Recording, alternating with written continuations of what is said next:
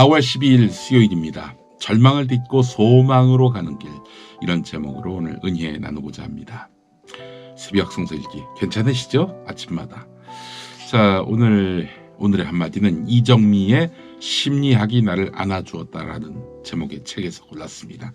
절망적인 상황에서조차 가치 있는 삶을 향해 한 걸음씩 내딛기를 주저하지 않는 사람들이 있는가 하면 절망적인 인생관으로 생명의 의미에 대해서 회의적인 태도로 임하는 사람들이 있다.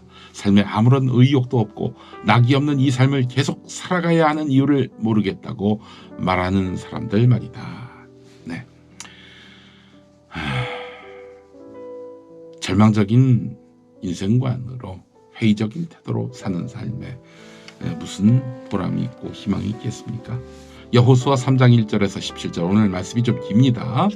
함께 읽어보도록 하겠습니다.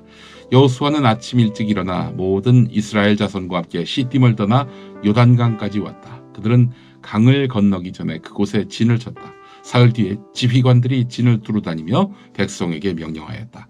당신들은 레위 사람 제사장들이 주 당신들 하나님의 언약궤를 들어서 매는 것을 보거든 진을 철수하여 제사장들의 뒤를 따르시오. 당신들이 이전에 가보지 않았던 길을 가기 때문에 제사장들이 당신들이 가는 길을 인내할 것이오.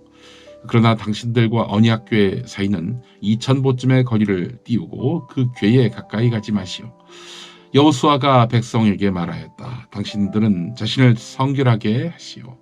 주님께서 내일 당신들 가운데서 놀라운 일을 이루실 것입니다. 여호수아가 제사장들에게 언약궤를 메고 백성보다 앞서 건너가라고 명령하자 그들은 언약궤를 메고 백성들 앞에서 나아갔다. 주님께서 여호수아에게 말씀하셨다. 바로 오늘부터 내가 너를 모든 이스라엘 사람이 보는 앞에서 위대한 지도자로 세우고 내가 모세와 함께 있던 것처럼 너와 함께 있다는 사실을 그들이 알게 하겠다. 이제 너는 언약궤를 맨 제사장들에게 요단강의 물가에 이르거든 요단강에 들어가서 서 있으라고 하여라. 여호수아가 이스라엘 자손에게 말하였다. 이곳으로 와서 주 당신들 하나님의 말씀을 들으십시오. 여호수아가 말을 계속하였다. 이제 이루어질 이 일을 보고 당신들은 살아계신 하나님이 당신들 가운데 계셔서 가나안 사람과 헷사람과 히위 사람과 브리스 사람과 기르가스 사람과 아모리 사람과 여부수 사람을 당신들 앞에서 쫓아내신다는 것을 알게 될 것입니다. 온 땅의 주권자이신 주님의 언약궤가 당신들 앞에서 요단강을 건널 것입니다. 이제 이스라엘의 각 지파마다 한 사람씩 12사람을 뽑으십시오. 온 땅의 주권자이신 주님의 궤를 맨 제사장들의 발바닥이 요단강 물에 닿으면 요단강 물 곧 위에서부터 흘러내리던 물줄기가 끊기고 뚝이 생기어 물이 고일 것입니다. 백성이 요단강을 건너려고 자기들의 진을 떠날 때에 언약궤를 맨 제사장들이 백성 앞에서 나아갔다. 그 궤를 맨 사람들이 요단강까지 왔을 때에는 마침 추수기간이어서 제방까지 물이 가득 차올랐다.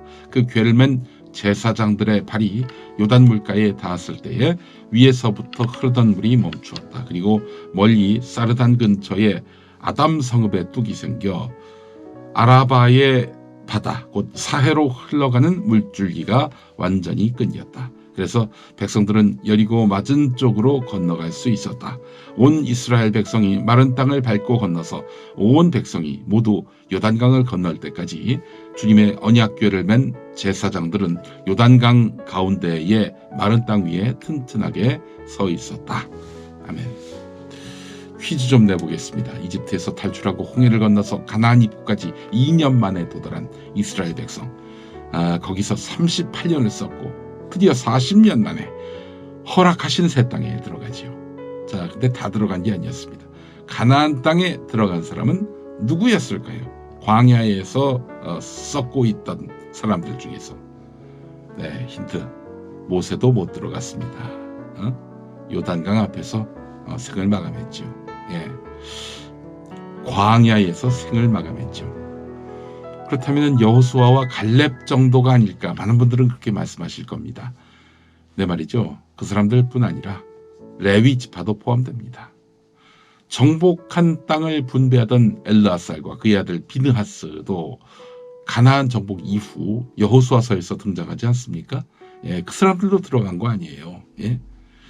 물론 이스라엘 백성들 쉽게 가나안 땅에 들어간 것은 아니었습니다. 요단강이 큰 장애물이 됐습니다. 요단강 건너편 그렇게 고대하던 허락하신 새 땅 아니었습니까? 근데 말입니다. 요단강이 대단한 땅은 아니더군요. 강이라고 해서 저는 소양강, 북한강 연상했는데 TV에서 보니까 정말 동네 또랑만도 못한 길이의 또 수심의 강이었습니다. 강이라고 할 수 있을까? 땡땡천이라고 불러도 많이 좀 모자라 보여요. 시냇물 정도로 보였는데 실제로 길이가 30m 정도에다가 수심은 1m였다고 합니다. 그냥 바지 걷고 지나갈 수 있는 강이었어요. 근데 그거는 건기에 해당합니다. 건기. 우기 때는 어떠하느냐? 폭이 1.6km에 수심이 무려 4m나 된다고 합니다. 한마디로 그냥은 못 건너가요. 근데 말입니다. 홍해도 건너게 하신 하나님 아니십니까? 요단강 또한 마르게 하셔서 이스라엘 백성이 가나안 땅에 들어갈 수 있게 해주셨습니다. 그렇다면 왜 이집트를 탈출해서 가나안 코앞까지 2년 만에 가놓고 38년 동안 광야에서 썩었을까? 믿음이 없었기 때문입니다. 지금 당장 들어가도 된다고 하셨는데 이 인간들이 이제 머리를 굴리기 시작한 거죠. 인간의 계산으로는 이게 답이 나오질 않아요. 엄청난 거인들이 야 건너오기만 해봐 내가 바로 작살내줄게 이렇게 벼르고 있었어요. 자 여호수아와 갈렙은 딴소리를 했죠. 하나님이 들어가도 된다고 하신 땅 가보니까 정말 들어가도 되겠다 이렇게 이야기를 합니다. 사실은 거기는 가나안에 사는 사람들은 원주민이고 이 광야에 있는 이스라엘 백성은 이주민이니 기본적으로 불리한 싸움을 하는 건 맞죠. 하지만 하나님이 함께 하신다는 믿음으로 나가야죠. 어떻게 해서 이집트에서 탈출시켜 주신 하나님이십니까?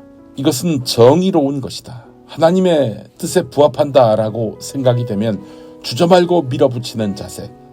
이것이 믿음 아닐까요, 여러분? 예수님의 제자들은 또 어떻습니까? 예수님이 예루살렘의 종교 권력자들이 보낸 사람에 의해서 체포되니까 제자들은 언제 우리가 예수님을 따랐던 사람이었느냐라고 하는 듯 도망쳤습니다. 그리고 예수님 주변에는 사회적으로 낮은 신분의 여성 제자들만 남았죠. 정말 이 고추 달린 도망간 남성 제자들. 광야의 이스라엘 백성처럼 똑같이 믿음 없는 자들입니다. 여러분, 우리는요 옳고 틀림을 구분할 능력이 있습니다. 살면서 터득한 지식이 그렇고 경험이 그렇습니다. 다만 옳은 것을 행동하고 틀린 것에 선을 긋는 것이 내 이익에 부합되지 않는다면 주저하지요. 안 합니다. 그렇게 눈앞에 홍해에 눈앞에 요단강에 멈춰서 계시겠습니까? 믿음을 가진 사람답게 믿음대로 행동하는 우리 모두가 됐으면 좋겠습니다. 주님이 허락하신 새 땅에 우리를 넣어주실 것입니다. 이제 기도하시죠. 소망의 하나님, 홍해바다와 요단강의 마른 땅을 내셔서 이스라엘 백성을 구원하신 하나님의 구원 역사를 오늘 우리도 깨닫게 하옵소서.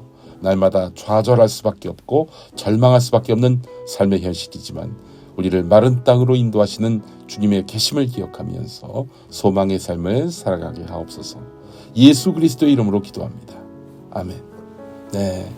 관련해서 만나교회 워십 허락하신 새 땅에 함께 하시면서 또 새 힘을 얻어봅시다. 한국기독교 장로회 총회 교육국이 만드는 말씀과 삶. 여러분 많은 구독과 구매 바랍니다. 4월 13일 목요일에 다시 인사드리겠습니다.